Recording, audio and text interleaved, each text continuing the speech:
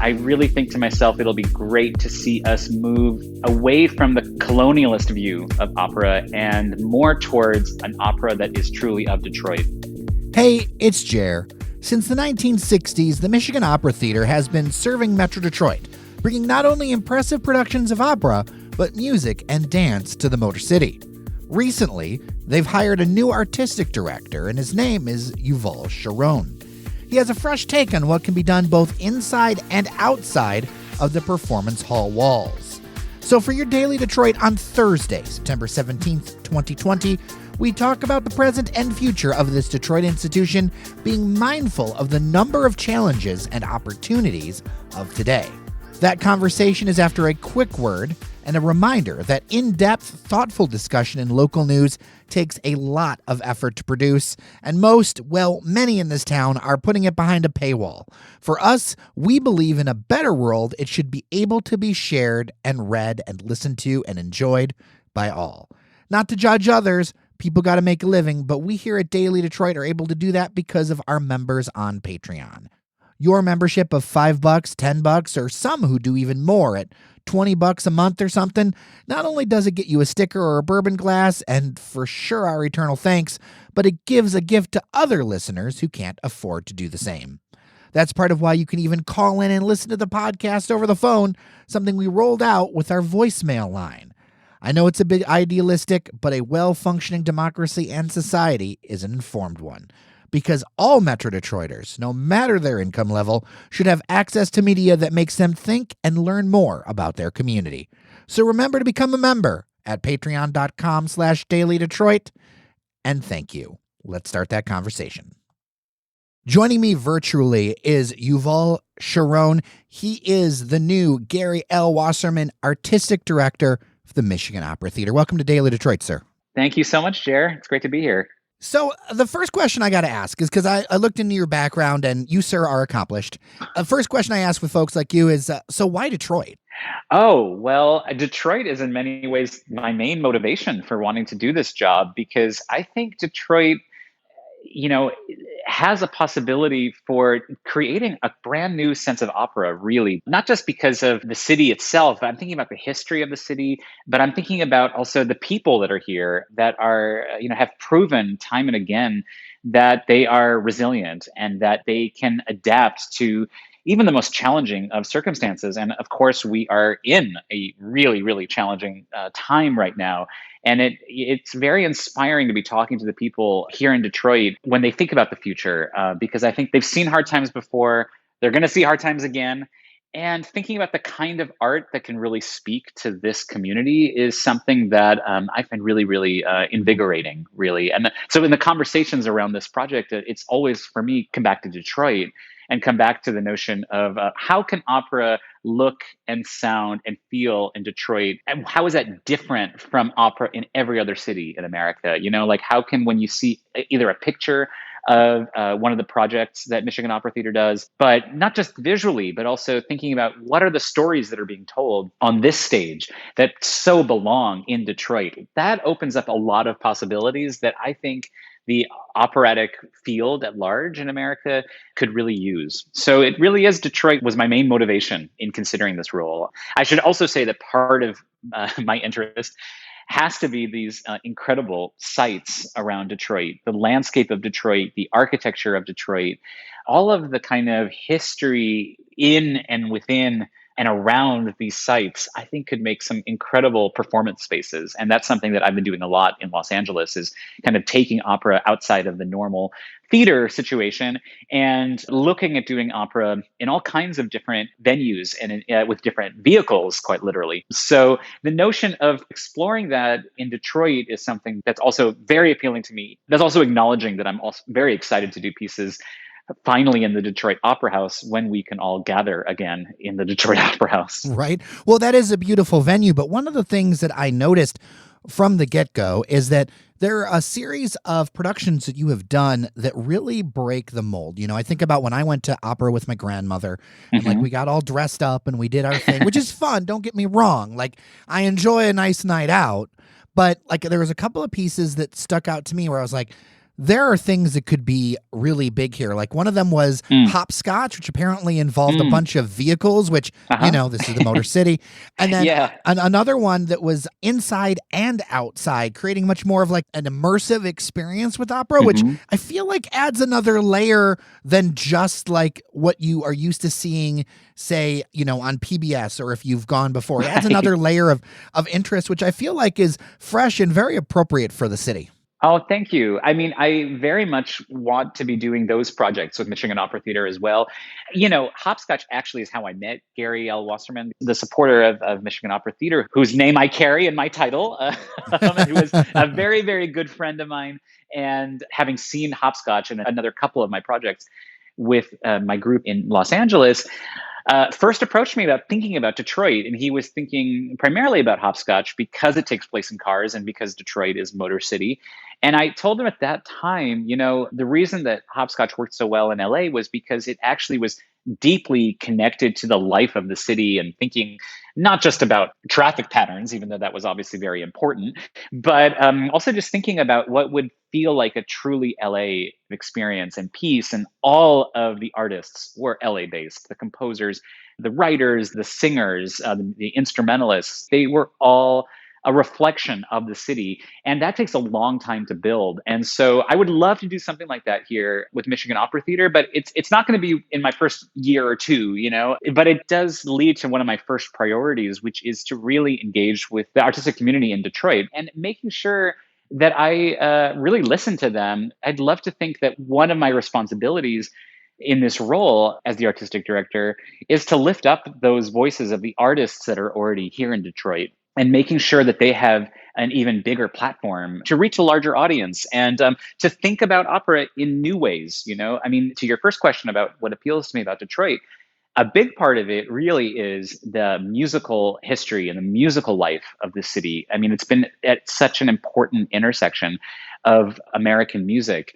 And I would love for opera to be considered in that panorama of musical life. I'd love for it to take its place right next to jazz and Motown and techno and all of the other musical streams that are so important here in Detroit. And I'd love for opera to be considered in that family. Right. So what do you think about opera as a genre? Like what is it? Like I think a lot of people have a belief that it's always the same composers, the same things.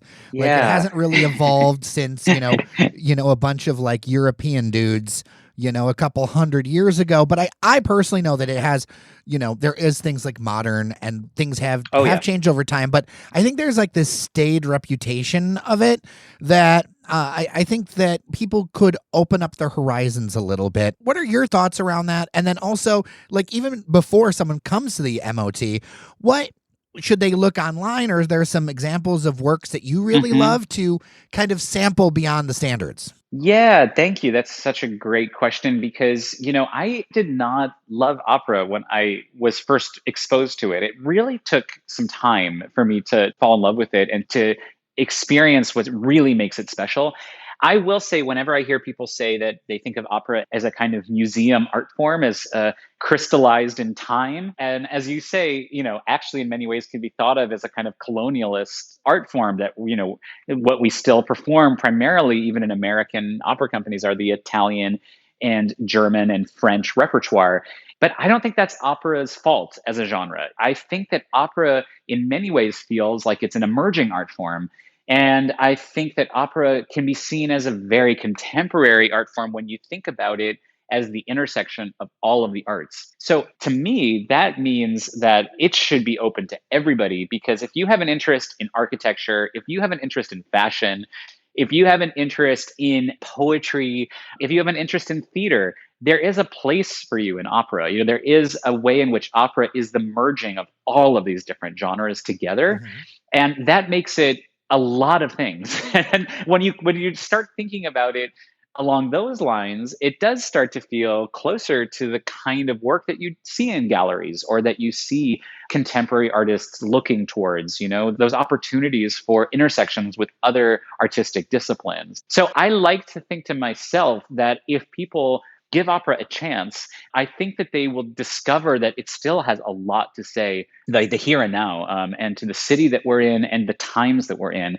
But I also then think that it's the artist's responsibility and then the producer's responsibility, in this case, kind of the institution's responsibility, to make sure that there is room for the new, to make sure there's a real push for new voices, for new stories, and what is truly then an American voice. Not to say we shouldn't do the European repertoire anymore. I think those are really important, but they need a dialogue partner with artists, a group of artists from right now and right here.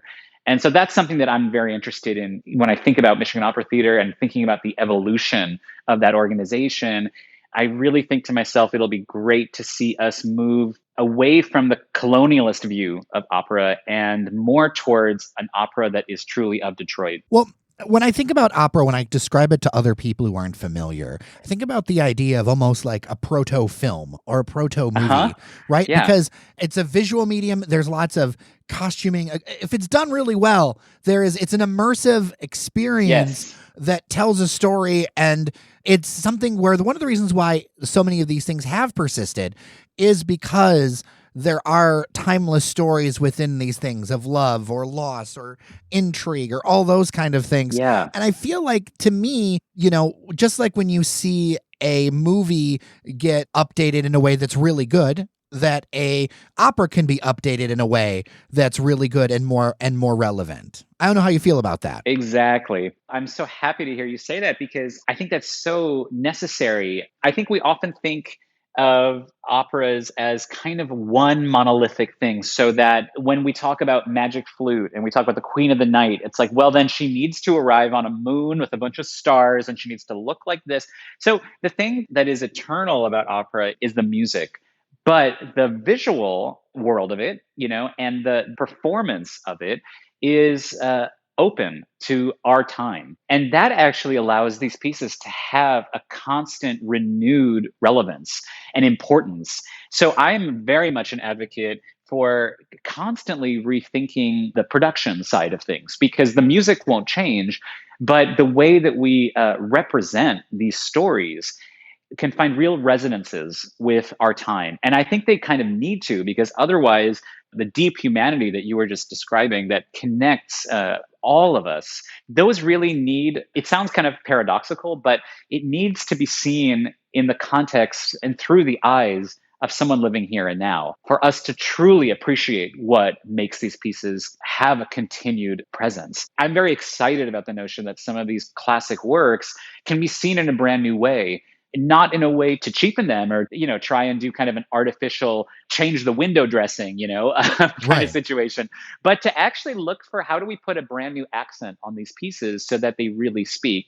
I think in the times we're in, this is an incredibly important move, because I think if we don't do it, I think we risk opera feeling like it's irrelevant and that it doesn't have anything to say to us now. A lot of the kind of stereotypical productions of classic works have enshrined some racist ideas and some racist representations. Mm.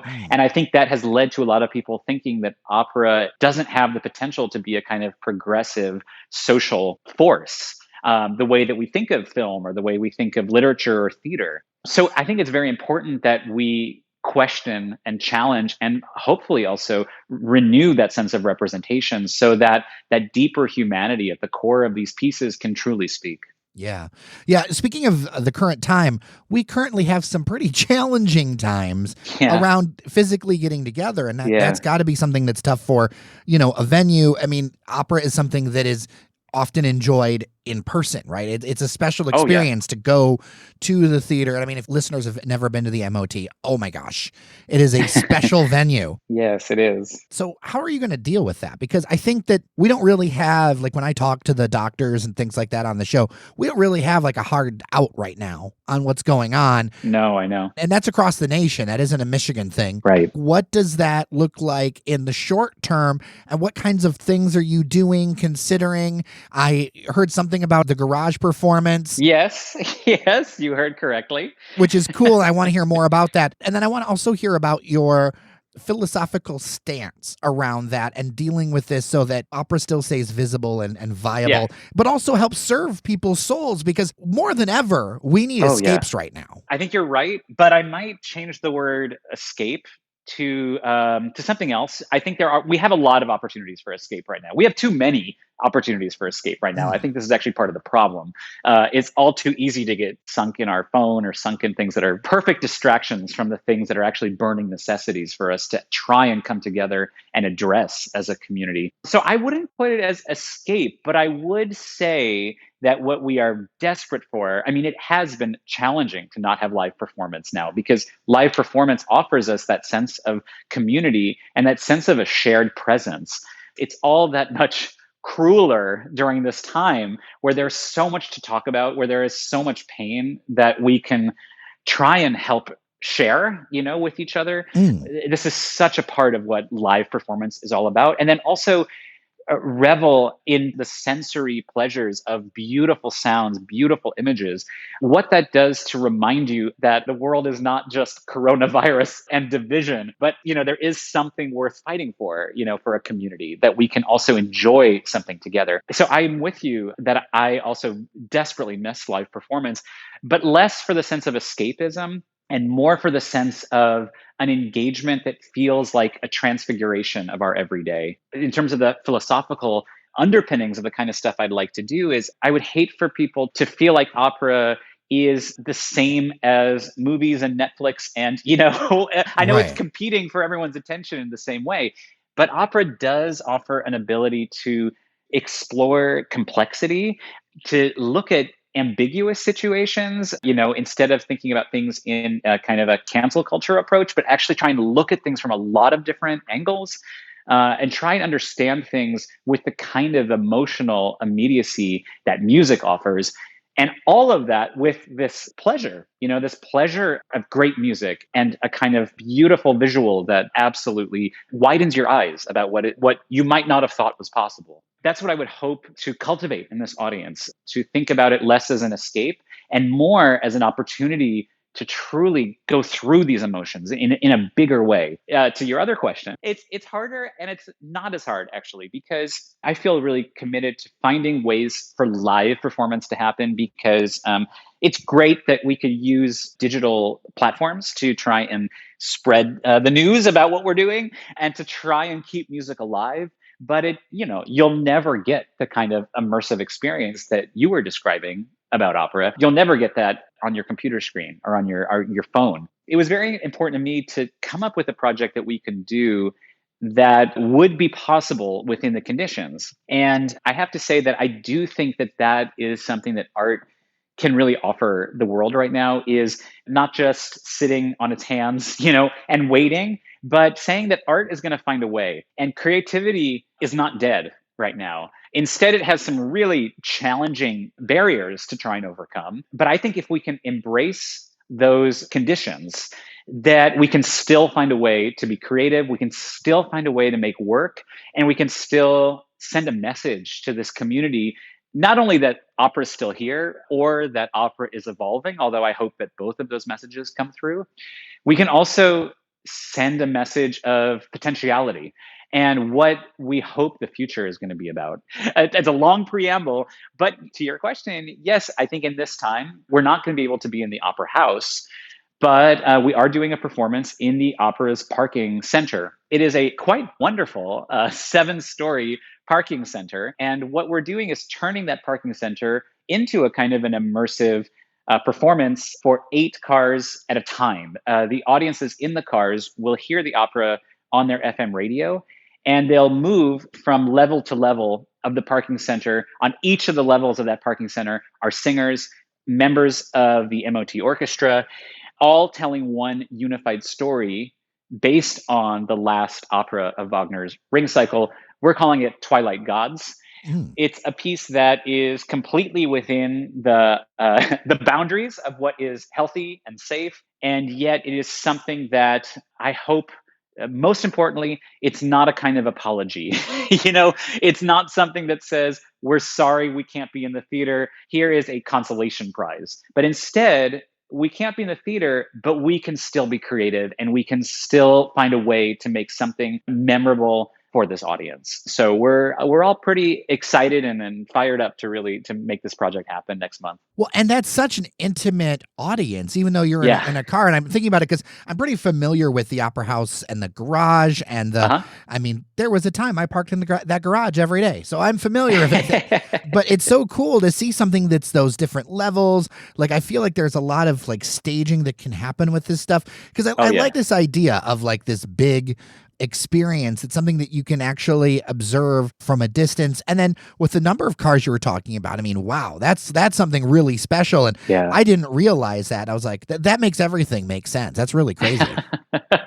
Well, it sounds like there's only 8 audiences, but it's not true because what we're doing is when one group of 8 cars is on level 1, there's another group of 8 on level 2 and another on level 3. It's almost like a kind of conveyor belt of groups, you know? And so it's not for just 8 lucky people. So it goes through, it's like a progressive kind of thing. Exactly. And you'll just move from level to level through the parking center to experience it. And we're also looking at ways to broadcast it onto the side of the Opera House. We're thinking that the last rotation every day will be broadcast for people to come and watch it as it's projected outside. So I've been thinking that one of the things I'd love for this piece to sort of offer is a sense that this is a different kind of opera. It's a different kind of experience of opera. And I would love people who have never been to opera before to give it a try. That sounds absolutely fascinating. And I'm going to have to check this out. Awesome. Yeah, we'd love to have you. Takes it to a whole nother level.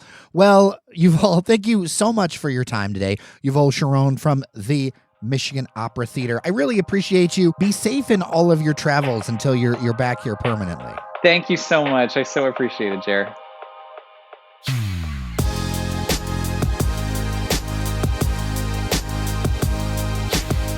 And that'll do it for today's show. If you want to leave feedback, give us a call at 313-789-3211 or email me at jer@dailydetroit.com. Coming attractions include a discussion with the founder of the Lip Bar about her new line in collaboration with former First Lady Michelle Obama. There's also a preview of TEDx Detroit that's going all online this year. I will miss it because it was quite nice to meet a bunch of you in person in the lower stage last year. Then a dive into a study around entrepreneurship and Black women in Detroit, as well as a wine tasting with Detroit Vineyards. So with that, I'm Jer Stays. Take care of each other, and we'll get through all of this together. Talk with you tomorrow.